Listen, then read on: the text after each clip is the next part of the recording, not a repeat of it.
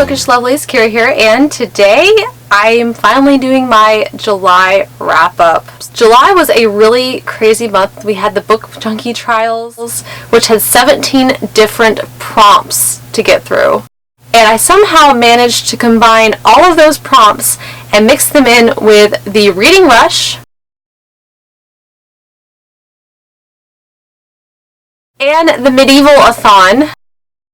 And I managed to complete all 3 of the Readathons, and I ended up reading 17 books in the month of July, which was really crazy for me because I've never ever read that much in a single month. Also, I did the read-along, the Taylor Jenkins read-along. I'm still participating in that. I also managed to combine that into my 17 prompts for the Book Junkie Trials. So I decided to do something just a little bit different with this wrap-up. I'm going to try giving you guys some statistics as far as what I read. So for the month of July, my page count was 5,355 pages among the 17 books that I've read. The 17 books that I read 10 physical books, 1 audiobook, 3 graphic novels, and 3 mangas. This also, after the 17 books that I read in July, that also completed for the year to date 73 books out of the 80 that I wanted to read. So I really got a lot of reading done. I was very motivated, but I also felt very kind of stressed out too. I'm still going to be participating with Readathons in the future, but I felt a lot of pressure from this one, which was great. I was like, I want to do these prompts, and I really felt like I succeeded, and I feel really proud about it, but at the same time I feel like I rushed through like a lot of the books. So let's go ahead and get into my discussion on the books that I read in the month of July. So the first book that I read in July is Stalking, Jack the Ripper by Carrie Maniscalco. This was a book that I never thought in a million years that I would ever read. But I did end up reading it, and I absolutely positively ended up loving it. It was just so amazing. I did a full review for it, so I'm not going to harp on this book too much, other than the fact that it was definitely so much better than I expected. I did end up giving this book a 5 out of 5 stars. This takes place in 1888 England with Audrey Rose. Audrey Rose is a very modern woman. She is actually working on opening up cadavers to take a look at what's inside. They call it forensic science back then, and she meets this lovely human being called Thomas Cresswell. In the midst of everything, it's kind of like a detective murder mystery, but they base it on historical facts from the serial killer Jack the Ripper, who actually lived during this time period, which I felt was like a really creative thing. And of course, it wasn't 100% historically accurate, but it was actually pretty close. And yes, some of the details did have to be skewed a little bit to fit the storyline, but I like the fact that she goes through and actually tells you what exactly she skewed in the back, so that there's no misunderstanding about the fact that she was perfectly aware that she did not make this historically accurate.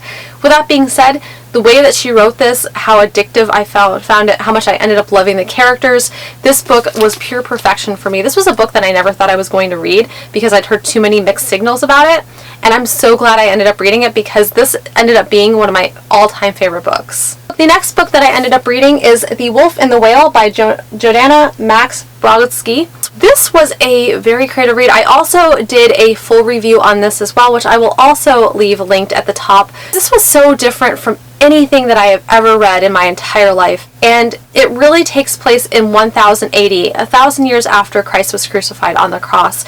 Oma is a woman and a hunter, and women are not necessarily supposed to be hunters because they are worried that it's going to anger the gods. And they don't want to anger the gods because the gods are the ones that help them to hunt for food. Food is very important in this very icy climate. Oma is an Eskimo, and she lives with their other Eskimo people, and they are hunting for food, and the conditions are very harsh, so they have to depend on the gods to tell them where to find caribou. Oma is actually training to become a shaman. Shaman in her culture actually help to hunt and find food. Now, she's not considered a full-fledged woman because she has not yet had a menstrual cycle, but with the arrival of a stranger into their village after they were starving, and the stranger helps them to find food, there's things that change that take her on this vast journey. I talk a lot about this in the video that I referenced earlier. This ended up being another favorite. I ended up loving this so much. It was so amazing. This actually combined Norse mythology with Eskimo mythology, and all the gods kind of got mixed together. This was such an experience, and it was a little bit like magical realism just because of the way it was staged, but it was staged in such an elegant manner that it could be just a spiritual journey that Omat was going on. I can't tell you how much I absolutely love this. You really should just watch the video that I made about it, because I get a lot more in detail with it. There's so many things to say about this book that I can't capture it all in such a short amount of time.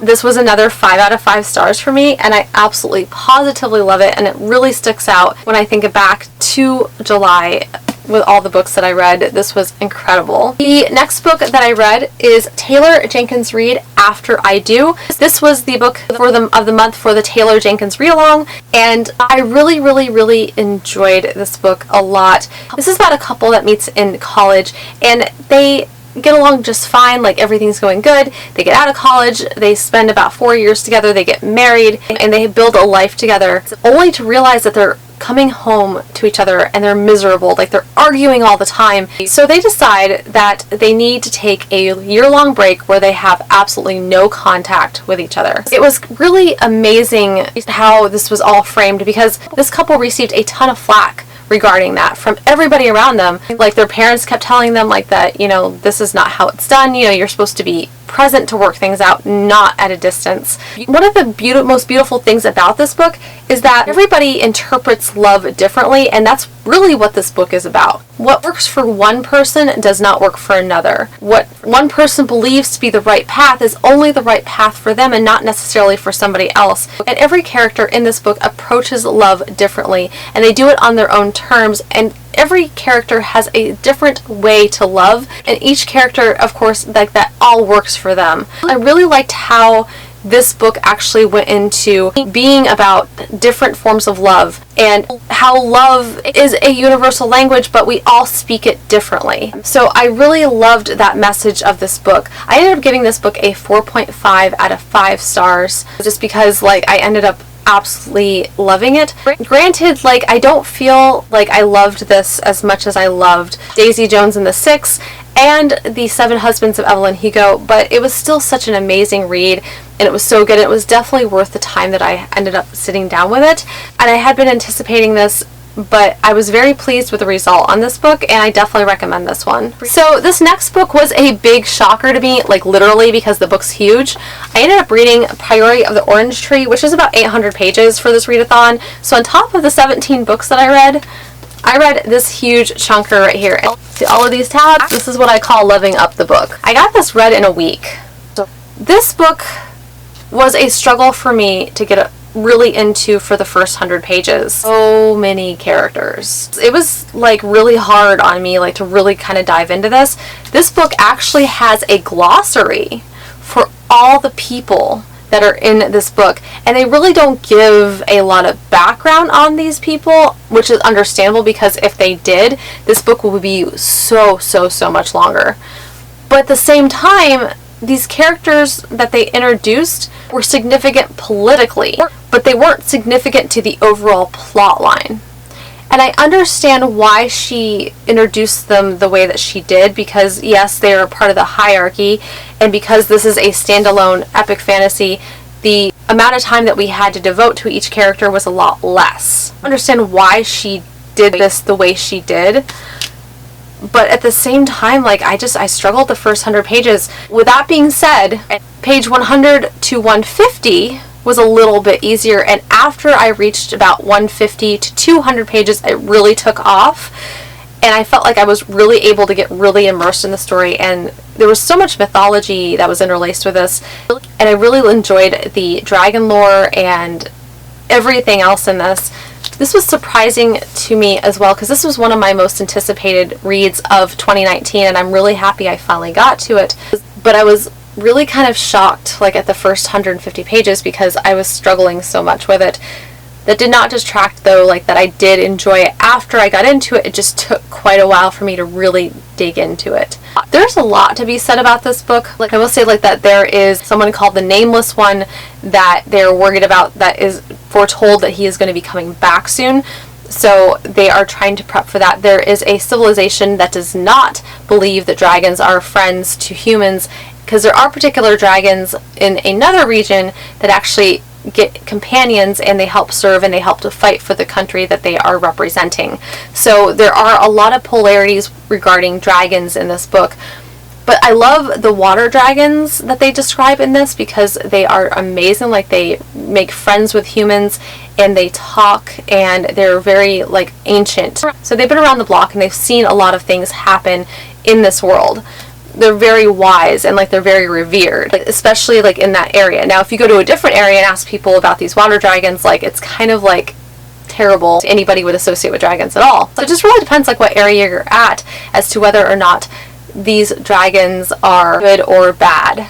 There's also something called dragon fever that goes around, and you actually learn some really crazy stuff regarding that. And I thought the way that they spun dragon fever was also very different from anything that I ever read, and I really enjoyed that part, but I'm not going to say more than that. I'm giving this a 4 out of 5 stars. The beginning was what made me not rate this as high, just because like I struggled so hard to read this. But overall, it is definitely worth the read. Like, just, you have to be, this is a book that you definitely have to be patient with. The next book that I read was the group book for the Book Junkie Trials, and it's Stardust by Neil Gaiman. This is definitely geared towards kids, I felt like, because I started out watching the movie, and I love the movie with Robert De Niro and Michelle Pfeiffer, and I've been watching like that one for years, and I've watched it tons and tons of times. It's a movie that I will never ever be sick of. With that being said, I viewed this book through the lenses of that movie, and there were certain parts in this book that they extended in the movie that they did not extend in the book, which I was really disappointed with. Basically, like, this is about a guy who sees a shooting star, and he promises the girl he loves, Victoria, that he is going to go get that shooting star for her, and with that she promises to marry him. There's a city named Wall that is got a little segment in it, and if you go into the other area, it's called Fairy, and Fairy has all of the mysticism and all the things that the people in Wall kind of fear. He goes on a quest to locate the star, and to find out the star is actually a person. From there, relationship develops. I ended up giving this a 4 out of 5 stars. It was good for what it was, but I felt like this is definitely a children's story and not so much of an adult story. And I felt like the movie actually made it more geared towards adults than kids, which is probably one of the reasons like why I love it so much. It's not like it was graphic or like not suited for children. It's just that the overall relationships felt a lot more mature than what they did in this book. I know like you're usually supposed to watch the movie before you read the book, but I actually in this instance actually felt like the movie to me was better than this book. I know, probably unpopular opinion considering the fact that we are a book community, but it's the honest truth, and if you didn't like this, chances are you're probably going to love the movie. The next book that I read is Ash Princess by Laura Sebastian. This is about a girl named Theo. Theo is a princess of Austria. Austria was taken over by the Kaiser. Like when Theo was about, I want to say about 5 or 6, the Kaiser came in and invaded Austria and took over completely and made the Austrians slaves. This is a young adult fantasy set in a completely different world. Theo is a very strong character. She watched the Kaiser kill her mother when she was a girl. The Kaiser has not kept her alive because he wants to show her mercy. In fact, he is very cruel to her, and he's whipped her. Every ball, he makes her wear a crown of ash that she gets everywhere. He kept her alive to keep semblance of the spectacle to show his power. She was more of an icon to show his seniority and his superiority to the rest of the group. She was an actual human being. Also kind of kept her alive to secure the loyalty of the Austrians, because the Austrians actually have a power that uses gemstones. There is a magic system for gemstones in this, which made this really entertaining to read, and there is a little bit of a romance to boot, and I really loved just how everything was just so well balanced. This was another book that I ended up giving a 5 out of 5 stars. I enjoyed this book immensely. It was very well written, it was very quick, and I really enjoyed the entire thing and the way it was laid out. It was wonderful to read this. So, the next book that I listened to was the one audiobook that I got through, in the month of July. It was called Evidence of the Affair by Taylor Jenkins Reid. This is a very short narrative. I think it's like only about 2 or 3 hours long, and it's basically composed of... Shoot. My books fell. They're okay. Anyway, the evidence of the affair took place between two married people. There was a married woman and a married guy, and the married woman's husband was having an affair with the married man's wife. And so, like, there's a correspondence, and they're kind of introducing each other, and they're going back and forth, and they're kind of building this friendship over a mutual problem that they're having with their spouses. This book kind of led like a little bit to mystery, but like they had a very honest relationship, very open, and I really actually enjoyed this. I thought like it was just such a short, sweet look at a realistic affair and how it affects the people around you, and they kind of build this relationship, a friendship together as well. I really can't say more than that because it's pretty much straight to the point. This was another book that I ended up giving a 5 out of 5 stars. I really had a good reading month in July, and all my 5 out of 5 stars really are reflecting that. So I'm just going to move on to the next book because I don't really feel like I have anything else to say about Evidence of the Affair. So the next book that I read is V.E. Schwab's A Darker Shade of Magic, The Steel Prince. This is actually a prequel to the Darker Shade of Magic trilogy that V.E. Schwab had written. This is a graphic novel that has really amazing artwork in it. I actually really enjoyed this and the dynamics of this relationship. This actually follows Prince Maxim, who is King Maxim in the Darker Shade of Magic trilogy, and you see him trying to be a soldier, and he's having to deal like with this world that has magic in it, and he's having to try to get through it the best he can. This actually takes place 200 years after all of the worlds were separated and sealed off from each other. He's in the process of trying to find somebody that can still jump in between the worlds. But his father doesn't want him meddling, so his father sends him away to a different area so that he can try to separate him from this crazy obsession that he has with trying to get into the other Londons that they had sealed themselves off from. This was such a fun read. I really enjoyed this. I really liked A Darker Shade of Magic, so for me, this was a nice expansion to that universe. Another 5 out of 5 stars. I really enjoyed this. It was so good. The next book that I read is by C.G. Drews, A Thousand Perfect Notes. This was extremely emotional. This has trigger warnings for physical and mental abuse, child abuse, and violence against children. So if any of those things bother you, you probably shouldn't be reading this book, but this book was an incredible journey. This takes place with a young boy named Beck. He is in high school, and his mother, that they call the maestro, it was a child prodigy for piano. So Beck is forced to follow in her footsteps after a neurological problem left Beck's mother, the maestro, without the ability to play the piano. She is now living vicariously through her son. Along with trying to please his mother, he also has to be responsible for taking care of his 5-year-old sister, Joey, who is the cutest damn little 5-year-old, fictional 5-year-old that I have ever read about. She stole my heart. She stole my heart completely. I loved her so much. Being the fact that Beck has so much responsibility on him and so much pressure at his house, he doesn't really have an opportunity to make a ton of friends. So one day, a group project leads him to meeting a girl named August. August is very passionate. She's a straight-A student. She's always on top of her work, and completely opposite from what Beck has come into contact with in his life. I also loved her. There really wasn't a character in here that I disliked besides the maestro, because obvious reasons. Not a good parent, doesn't take responsibility for the kid. Enough said. This was basically a evolution into the love of music. It really was just amazing. This was another 5 out of 5 stars for me. Read this book, seriously read this book, because it was just pure perfection. I absolutely loved it. I mean, you think music and you think that, whatever, but this was so much more than that. This was a relationship that saved a boy. This was about a relationship where he expanded himself beyond his measure.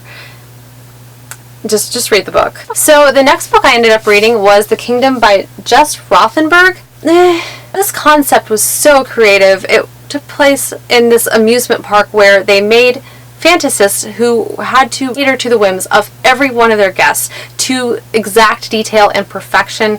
If they had a fantasy, they were demanded to live it out. This book had a lot of corruption because behind the scenes, the fantasists were actually kind of abused by the co-workers in this area, and they kind of alluded to sexual stuff, but they never said it. So they did have some alluding to mature content in here.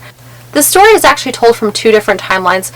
One timeline where Anna is actually on trial for Owen's death. Owen is a guy that worked at the park. He did a lot of maintenance, and he worked a lot with the hybrids, which is essentially what Anna is, because she's not quite robot, but she's also not quite human. The majority of that during the trial is actually an interview format. The second timeline it takes place 2 years earlier, leading up to the trial, or the murder that she did to Owen, and everything that transpired in the park during that time. Overall, this was an enjoyable read. Like, overall, I did enjoy this. I did think that the concept behind it was very creative, and I did like the overall information regarding the park. The park was very expansive. They had a lot of habitats, and a lot of animals during this time were actually extinct, and they figured out how to turn them into hybrids, these animals, in order to allow people to come and see animals that had been extinct for a very long time. And the ending was very satisfying. Also, it was a bit predictable, but I still really enjoyed this concept overall. I just felt like that this book was a little bit all over the place, and I don't feel like a lot of the ideas like in this were as fully formed as they could have been.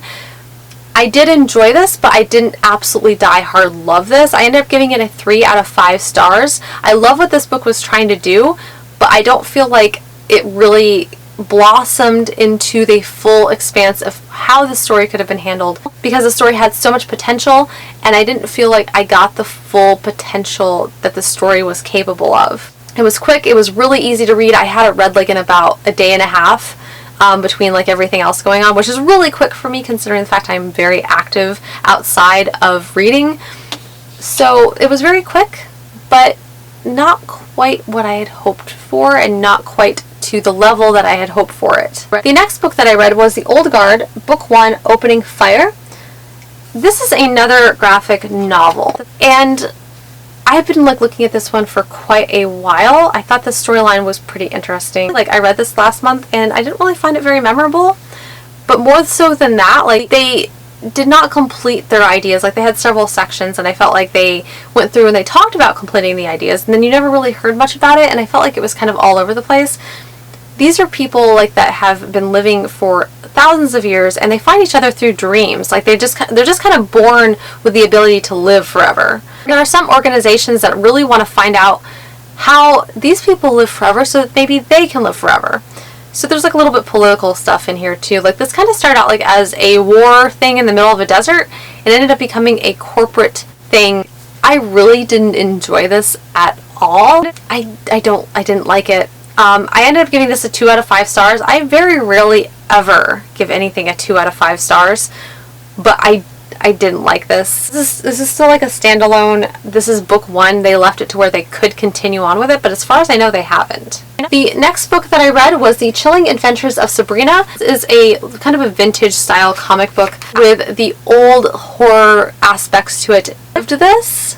I love this so much. I ended up watching quite a bit of The Chilling Adventures of Sabrina, which is on Netflix, and the Netflix show is actually based off of this comic. It was good. It was dark. It was gritty, and don't expect that this is going to be like that the Sabrina the Teenage Witch show with Melissa Joan Hart, because it's not. It's a lot darker. But this book actually dealt with the witches, and they worshipped Satan. And I really admired the darkness in it. I really enjoyed that aspect of it. So I definitely recommend this. This was a 5 out of 5 stars for me, and I loved it so much I ended up watching the series, and I absolutely love the series too. The next book that I ended up reading was technically a reread, because I've read the format before, but I've never read it in this format before. I read Harry Potter and the Prisoner of Azkaban, and this is actually, out of all the Harry Potter books, this one's by far and above my favorite, because this is the first time we get introduced to Professor Lupin, and I just feel like the story like really takes off in this. Like, we really see a lot more story development in this, and this is just, I just love this one so much. So, of course, this one got a 5 out of 5 stars because we get the night bus, and We also get introduced to Sirius Black in this, who is also another one of my absolute favorite characters of all time. So yeah, like I love this. This is the illustrated version of this book, and I love these versions. Like, they are just gorgeous, and I love how I got to see everything. But it's been so long since I've read Harry Potter, like, that reading this book kind of makes me think that I just need to go back and read all of them, because I really realized that I remember the movies better than I remember how they were in the book. So I feel like it's time almost to do a reread of this and, you know, just relive everything having to do with these books. So the next set of books that I read is My Hero Academia books 1 and 2. I've heard so much about My Hero Academia to the point that I just felt like I really needed to pick these up. This is about a world of superheroes. Everybody's got a quirk. Quirks are different for each individual person. Like, they all have, a lot of people have their abilities. I believe, if I remember like right, they said something about 80% of the population had a quirk, and then there was a small minority of 20% people like that did not have a quirk. Midoriya does not have a quirk. He's made fun of in school, he's pushed around, he's just kind of seen as a lesser individual until he meets All Might. All Might has the ability to grant him his power. But the downside is that Midoriya is not physically suited to handle that power, so he ends up breaking a lot of bones. When I was initially reading it, like, I didn't really feel a lot for it.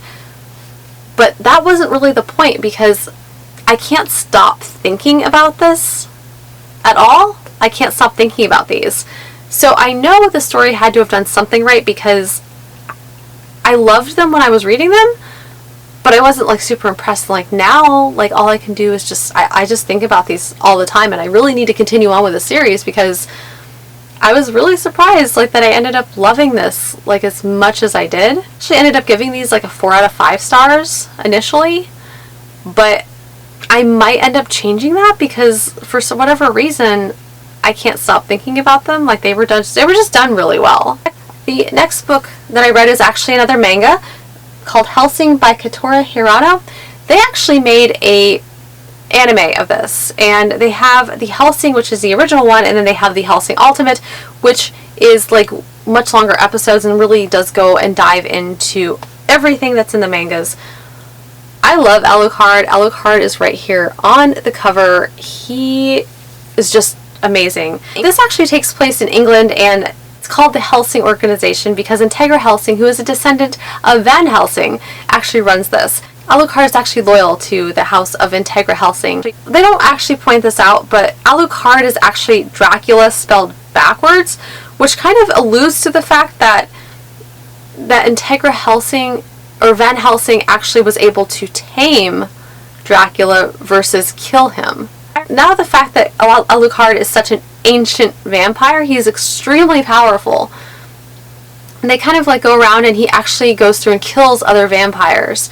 Now this has a religious aspect to it. Integra Helsing is very religious. It's also kind of like a thing where if you're not a virgin, doesn't matter if you're a girl or a guy, you become a ghoul. If you're a virgin, you become a vampire. These are actually like out of print, so the second I decided that I wanted to read these, I hunted them down. And I really want to get to the rest of these as well, because I forgot how much I love this series until I dove back into this, and of course this got a 5 out of 5 stars from me. The last book that I read in the month of July is Strange Dreamer by Lanny Taylor. Yes, I finally got to this book. This book is absolutely beautiful. It's about a guy who is named Strange Dreamer. He grew up in a monastery originally where stories were banned because they felt like it took away from everything that in their worship. One day he got sent to the library to send a message to the librarians that worked there, and he got lost for 2 days, and the librarians ended up adopting him, and from then on out he was able to surround himself with stories. As he grew up, he actually was very devout in studying the lost city of Weep. At this point, it had been gone for so long that maybe Weep had never existed at all, and has kind of faded out into becoming more mythology than a real city.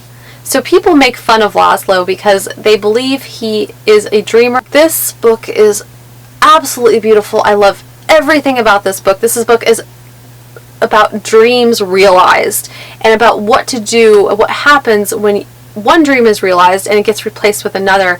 And I felt like this book captured what it means to be a dreamer just so absolutely perfectly. The one thing about this book that really just kind of like didn't, like that I was just really struggled with was the pacing.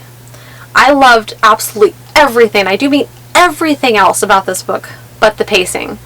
It just felt like it took a long time to get into anything. And I struggled with that because I think what kept me reading this book was because it was so whimsically beautiful that I just had to see what was going to happen next. Ultimately, I love this book. I do, but I felt compelled to give it the 4.5 out of 5 stars just because, like, the pacing, it was just so slow. Other than that, like, I absolutely love this book. I actually ended up tabbing it a lot so that I could go back and just reread my favorite parts, because there was a ton of favorite parts. Like, this book is so tabbed up. I tabbed up my favorite quotes. I tabbed up like my favorite entries, my favorite excerpts. Like, and there was a lot of them. Like, I went through a ton of little stickies for this, but the pacing was the one thing that I felt like really just didn't flow well for me with this book.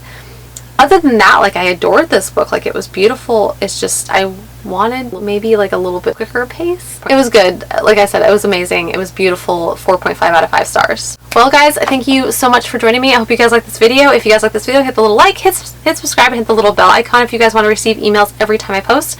I'm also on Instagram, Twitter, Amazon, and Goodreads. Those links are linked in the description below, and I will see you guys again very soon.